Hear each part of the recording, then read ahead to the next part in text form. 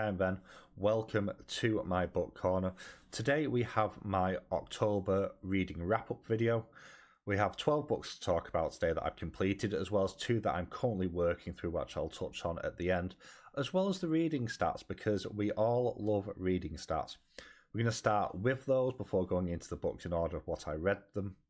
Hope you enjoy the video. If any of these books are of interest to you, let me know in the comments below, and I'd love to know what you're reading as well. But let's just dive straight in to the reading stats. So on to the stats then, and we completed 12 books this month, and we have 2 that we're currently running through. Of those 12, 4 come in as mysterious, dark and adventurous, with 3 as light-hearted and funny, and 2 as tense and emotional, so about normal for me. And according to the stats, we have a 50-50 split of fast and medium pace, but that doesn't quite add up. So I would say that 7 were medium pace and 5 were fast pace. 2 of them haven't appeared with a pace setting for some reason. 9 of those books were under 300 pages long, so a lot more shorter books than normal this month, with only 2 between 300 and 499, and we have completed 1 audiobook this month, which was over 16 hours long. We entirely read fiction, which is probably not a great surprise, and considering it's spooky season, horror is not top of the list. 6 of them came in as fantasy, with 4 as romance, 3 as horror, and 2 as sci-fi. Also, 4 of them hit the LGBTQIA+ tag, 2 were YA, and we had 1 manga and 1 graphic novel in there, as well as a short story as well. In terms of split, 6 of the books that I read this month were on digital, 5 were physical versions, and 1 was an audiobook. In terms of ratings, we averaged 3.94 stars this month. We had 1 book each for 3, 3.5, 4.25, 4.5 and 5 stars, as well as 4 3.75 stars and 3 lots of 4-star reads. So, bit of a spacing this month in terms of ratings. And finally, as you can see, we had a bit of an up and down month in terms of when I read and when I listened to stuff. Especially towards the back end, I focused on my audiobook. It took me a good few days to start reading this month. I went into this month feeling like I was in a bit of a reading slump. I still feel a little bit like that, even though I've read 12 books. But in terms of my actual page count as well as my audio listens, I'm actually lower than normal this month, even though I have read more titles than normally. But that's it for the stats. Let's dive straight into the books one by one. So we started off spooky season with a horror novella, which was one of the books in my Your Paper Quest subscription. This was Gone But Not Forgotten by Iseult Murphy, and this follows 2 POV characters of Bill and Moira as they meet up on Halloween. It's a year since Bill's wife passed away on Halloween, Donna, and Moira's come to keep him company on this night. It took me some time to really gel with this one, just because of the writing style. It felt incredibly bare bones and almost detached from the narrative we were reading along with, including even the emotions of the characters. And that became very clear as to why, because of a twist at the end of the book, which was really, really well done. It does a good job of obfuscating the motivations of the 2 main characters to keep you guessing. It does slowly peel back their motivations throughout the course of the book, whilst not actually revealing anything until the twist at the end. It's a solid read. I'm always very hit and miss anyway with shorter stories, but this was a decent start to Halloween season. I gave this 3.5 stars out of 5. Ushers by Joe Hill was up next. This was one of my free books through my Kindle Early Access reads this month. Only comes in at 29 pages long. It is actually released on November 1st. It's an Amazon original story. And this follows a young man called Martin Lawrenson, who's a 23-year-old counsellor for disturbed teens. However, the most interesting thing about him is that he's survived 2 deadly disasters that have claimed multiple lives, the most recent one being a trail derailment. And this is following the investigation of his involvement, specifically with the train derailment by 2 FBI agents who believe that there's something else at play here and that maybe he isn't as innocent as it appears. This does a really good job of sort of giving the image of somebody who feels so lucky to be alive, but it also feels a little bit cursed. And we see why that is by the end. This fits in an incredible amount of world building within its 29 pages. I think this is a really good short story to read. I gave this 4 stars out of 5. Following that, we had another horror. This was actually a buddy read with my good friend Bad Is Rad, as well as Noah over at the Bookworm. This book is Dead Inside by Chandler Morrison. So I believe this was Bad's 3rd time reading this. I will link Bad's and Noah's videos in the tabs above for you to check out their thoughts on it. This was an extreme horror. This is one I do recommend checking the trigger warnings for because, again, extreme horror. The basic premise of this is you have a guy who works as a night guard at a hospital and he has a thing for dead bodies. Let's put it like that. And then discovers that there is somebody else there who has a thing for eating things they shouldn't do. This was incredibly well written, which is what kept me going through this. In fact, I would say this is probably the best written extreme horror that I have read so far. And the other thing that I really appreciate with this one is the fact that it doesn't do as much telling of the viscera and the gore as a lot of other extreme horrors do. This very much allows your imagination to take over and doesn't feel the need to put it all on page.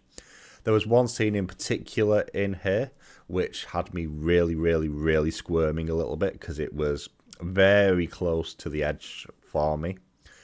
But this was surprisingly good and I enjoyed it far more than I probably should have done. I gave it a 3.75 stars out of 5. Extreme horror is still not really my jam.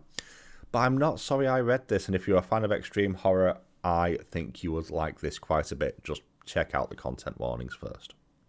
I felt like I needed a palate cleanser after that one, so I went for a manga called The Dangerous Convenience Store.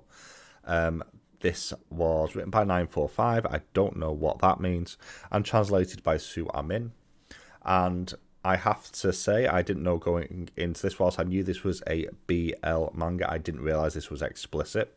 More fool me for that one. But this follows 2 main characters, the main one being Yao Ai-jun, probably mispronounced that, who works part-time in a convenience store whilst continuing with their studies. The drawback is that where this convenience store is very much the rough part of town run by gangsters and mobs.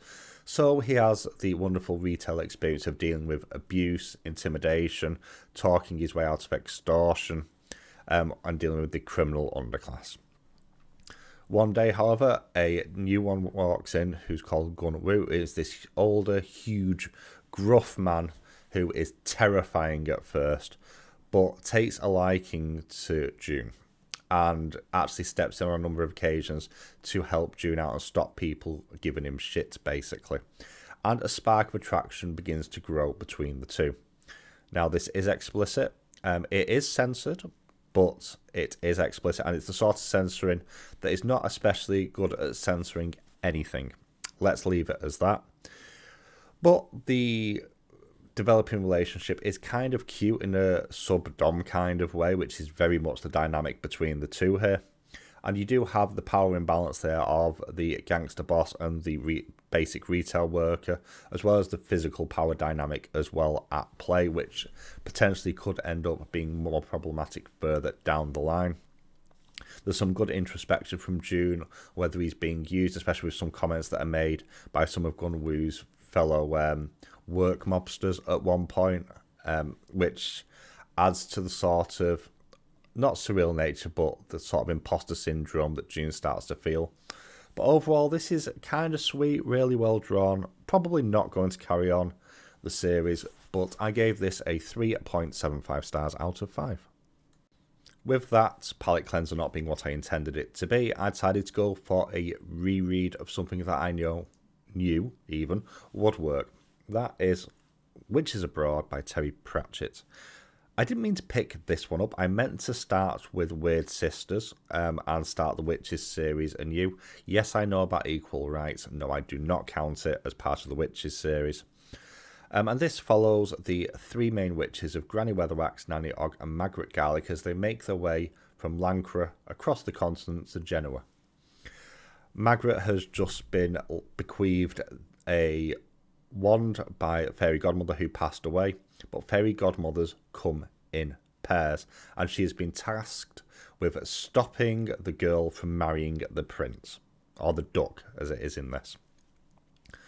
This is genuinely funny in places, but really, really introspective as well, and does give, as often with Pratchett's stories, an interesting undertone into the psychology of people. The whole idea of this is somebody has been using stories to manipulate people and to practice and to give them the happy ending. And Granny Weatherwax can't be having with this, because you don't give people what they want, you give people what they need and let them make that happy ending themselves. You don't inflict the happy ending on them, because in those cases it genuinely isn't happy. There's some great moments, there's some great, very obvious Easter eggs to well-known stories and folk tales and fairy tales in here, like The Wizard of Oz, Little Red Riding Hood, Cinderella being in many ways the climax of the piece. And the villain reveal as well is done relatively early on, but also in a very, very good way. The highlight for this, of course, for me personally, is the very ending when Granny Weatherwax has to make a decision, and it is so in keeping with her as a character that it is spectacular. I'm so glad I reread this. This was a 5-star read, as almost all Pratchett books tend to be for me anyway. After that, I was talked into buddy reading Unhinged by Vera Valentine. So thank you to Laura over at Book Hermit, as well as Paula over at Family and Books for this one. And to say that reading this was an experience is underselling it. Unhinged is a door erotica novel. Perhaps, fortunately, I have read things far more explicit than this, which I'm kind of thankful for because of some of the explicit scenes in here. This does have some good humour and is absolutely absurd, as you would expect. This is following the story of a sentient door who is the spawn of, I'm not going to spoil it, as they get their wish to become human, so they can help protect the person who lives in the flat that they are the front door of. This is fortunately not as explicit as many other books like this I have read, and I'm kind of grateful for that, because I don't need to know in that much explicit detail where the doorknob goes. I got more than enough information from this book about that anyway. But this is actually quite fun.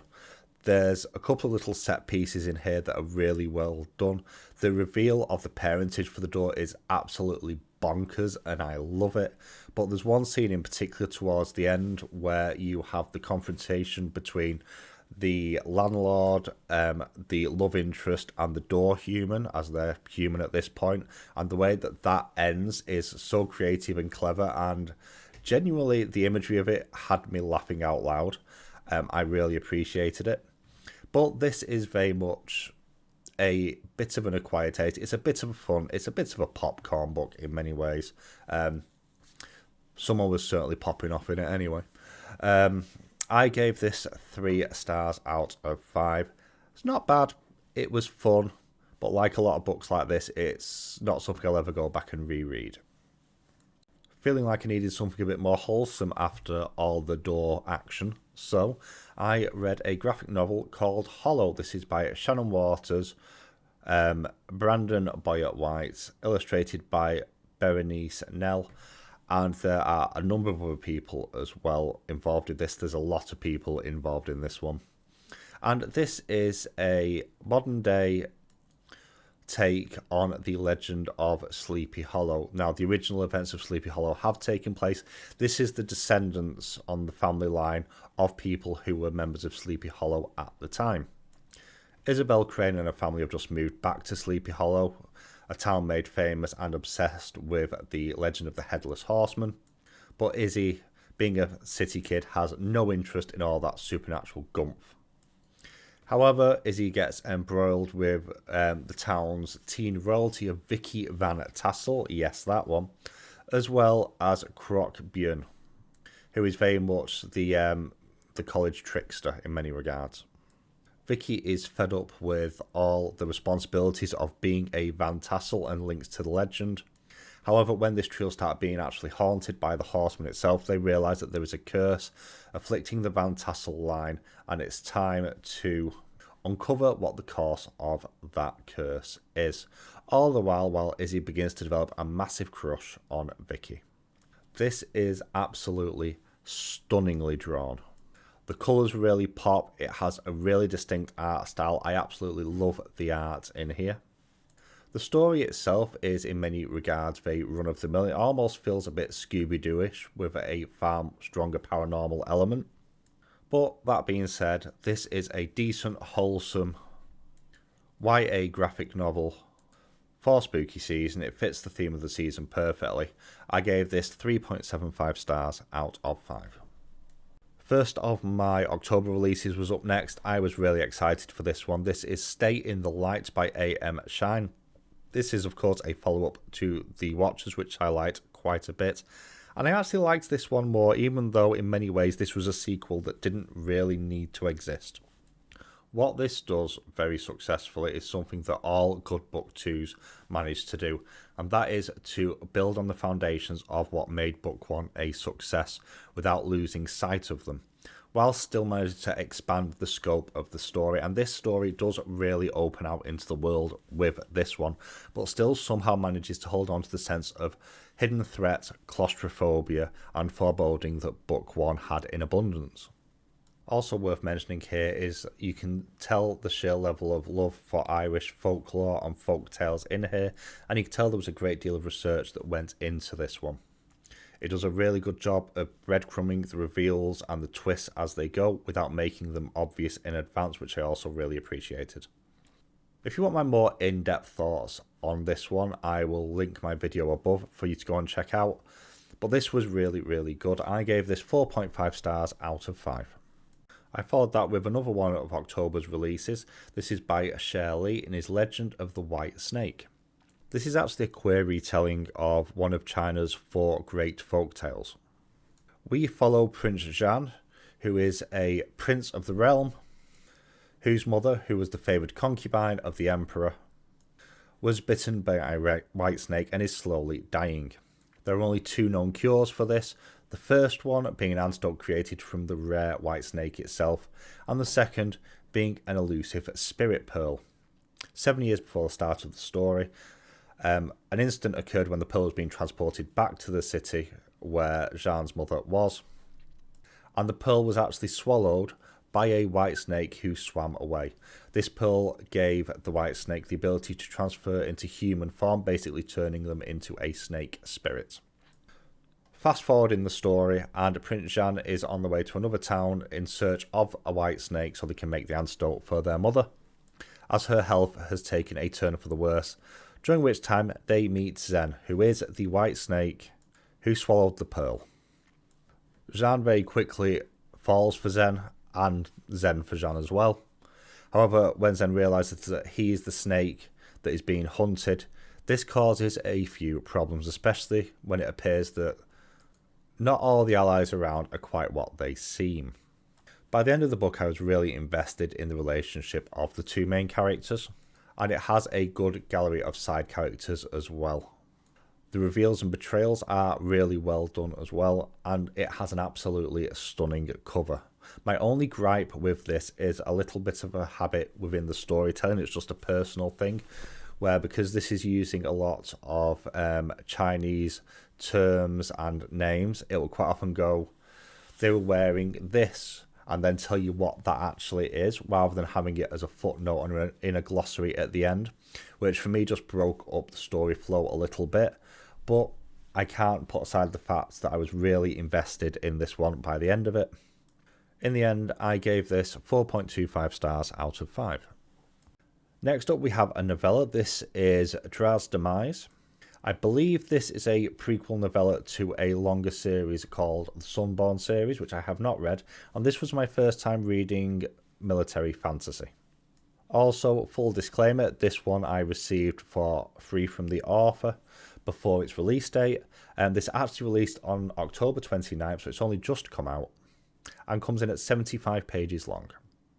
Dragh is a prince and one of the heirs to the Sunborn throne, and is on deployment with the 8th, a military battalion, I suppose is the right word, that has been dispatched to deal with a local village who has not been paying their taxes, so they're there to administer the king's justice. The interesting wrinkle with this is that Dragh is actually there on a learning exercise to learn his place in many regards, the importance of leadership, of following rules, and doing as the king commands. So he has no real authority within the 8th. So when the commanders of the 8th start making decisions that he finds morally questionable at best, and he tries to step in, things go from bad to worse. This does have a very strong through line of the dangers of following orders blindly. And I do appreciate a character who stands up for their morals despite the fact they know it could go horribly, horribly wrong, which it does. This is, as already mentioned, a prequel novella specifically to the Dragon Legion, which does explain how the last Prince of Landor found himself as a member of the Second Legion. I enjoyed this quite a bit. I am going to check out more from this series. I gave this 4 stars out of 5. Up next is Harrow the Ninth. This is my audio listen of the month. This was by Tamsyn Muir and is once again narrated by the amazing Moira Quirk. This came in at just under 20 hours long and is book 2 in the Locked Tomb series. So whereas book 1 focused on Gideon, this one focuses on Gideon's necromancer, Harrow, in the immediate after effects of the end of book 1. Kind of. I'm going to be honest, this really, really did baffle me. You have a couple of different stories going on at the same time. One is a re-remembering of events from book 1, but the characters are wrong and the events don't match up properly, as well as what's happening in present day of the story as well. And it leaves you feeling very, very disorientated at times. Now, that being said, the writing is absolutely phenomenal. The way that Tamsyn Muir uses descriptions is incredibly unique, with some very odd word choices at times, and others using words that I've just never heard of and I've actually had to Google. But it gives a really unique writing style. And again, massive props to Moira Quirk. This was once again excellently narrated, unlike me trying to do this video. And it is worth noting that this really does tie together perfectly at the end, which does make all the prior confusion worth it, but it does take you 15 hours to get to the point where things begin to make sense, which can be a bit of a slog. I'll say this though, because of the writing and because of the outstanding narration, and I do recommend listening to this rather than reading, I do have to give this an easy 4 stars. Hopefully I'll be hitting None of the Ninth before the end of the year. The final one that I finished this month, another graphic novel. This was Serial by Mark Russell and Peter Snejbjerg. This really does have that kind of Hammer horror movie aesthetic to it with the character designs and the artwork, which I really, really like. This basically takes a number of very well-known horror characters and kind of transfixes them into a world obsessed with breakfast, kind of. All the characters have some sort of link in one way or the other to breakfast cereal, be it where they live or what quest they're on, or their names, because they've obviously been renamed in a number of places. And I'll be honest, it took me a long time to get some of these references. I think partially because some of these are not as well-known cereals in the UK. You have a protagonist whose whole idea of invading the world is to enforce breakfast on everybody, because it is the meal for the downtrodden, the slaves and the workers, not like dinner for the wealthy, lazy loafers. Although I'm not quite sure that's a justification for mass killings. The real highlight of all the characters in here for me is one that's barely in the book, but it's a a nod to Quaker Oats, because you have like this religious character called the Quaker who steps in at one point to help the vampire character out of all things. And it's just such a smart cut, and I appreciate that. And that is this book in a nutshell. It is so smart and amazingly drawn and coloured. That being said, some of the references did go over my head a little bit, just because British, not American. And it took me far too long to twig that the leprechaun was Lucky Charms. But all that being said, this was still good fun. The artwork is outstanding. I gave this 3.75 stars out of 5. Before we end, I just want to talk about 2 of the books I'm going through right now that I haven't finished at time of recording. First one, I'm only about 10% of the way through, but I'm really enjoying it so far, and that is Steen by Steve Russell. This is an indie book that I once again got in my Your Paper Quest book subscription for this month. The main character of Steen feels very Constantine coded, which I'm all here for. Constantine is my favourite of the DC heroes, and I put hero in inverted commas there. They feel pretty morally grey, broken down. They're wandering around London with an angel monkey on their shoulder, which I just absolutely love. Every time he speaks, I just hear Matt Ryan's voice in my head, which I don't know what that says about me. We've had a scene with, like, I presume the main antagonist, which was in many ways very reminiscent of what happened of stuff in the Justice League Dark animated feature that came out a few years ago from DC, which was very Constantine heavy as well. I'm really enjoying this so far. I'm looking forward to getting further in. And this is one I will probably share a review of next month. Finally, I'm around 50% through of my audiobook listen to Cutting Your Teeth. This is written by Caelan McRae and narrated by Richard Pendragon, and I believe this won the best narration at the Indie Ink Awards earlier this year. This has been on my list for quite some time. I've just never got around to it. It's an absolutely stunning cover. I'm about halfway through. I am really enjoying this one.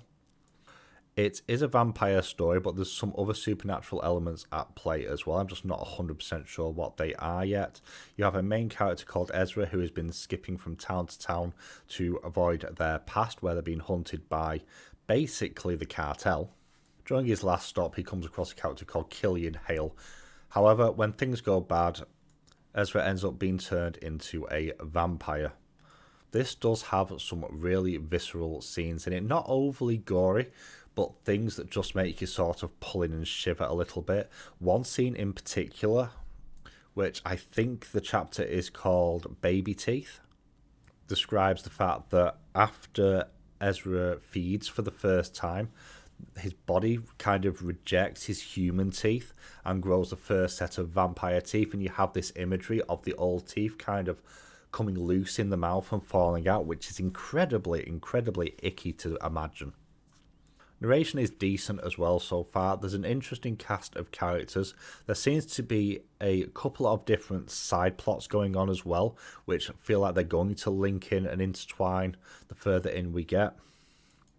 I also believe this is now going to be part of a series, so I'm very excited for that. Really enjoying this one so far.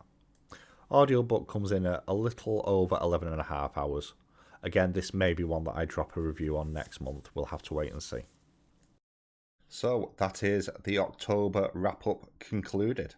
Should finish Steen in the next few days. We'll probably finish Cutting Your Teeth as well very shortly. Having great fun with both of those. In terms of November onwards, I've already done a video for the Read What You Own challenge. I will link it up at the top for you, give you a bit of information about that. That's going to run from November 5th through to March 5th. So you'll find a little bit more about that. But that's it from me. What I would like to know, though, is have any of you read any of the titles that I've touched on this month? And also, what are your reading plans for November? Let me know in the comments below.